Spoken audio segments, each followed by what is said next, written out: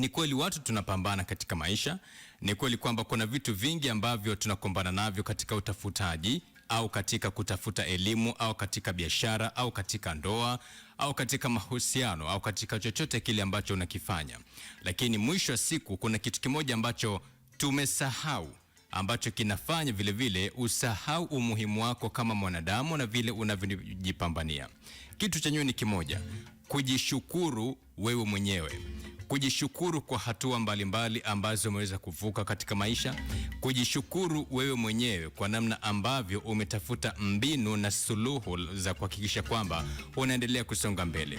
Lakini pia kujishukuru kwa namna ya kipekee kwamba wewe katika maisha yako umekuwa wewe siku zote katika kupambania kile unachokiamini.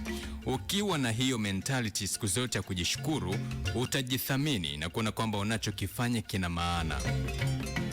Unapokuwa haujishukuru siku zote, kuna muda utajiuliza kwamba mimi nafanya hivi ili iwe nini? Kwa nini niteseke kiasi hiki?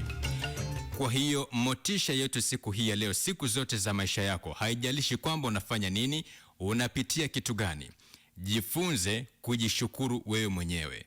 Ukijishukuru wewe mwenyewe, utajithamini kwa namna moja ama nyingine kuliko kawaida. Hii ndio motisha yetu siku hii ya leo. Mimi ni Frankie Kashonde. Karibu.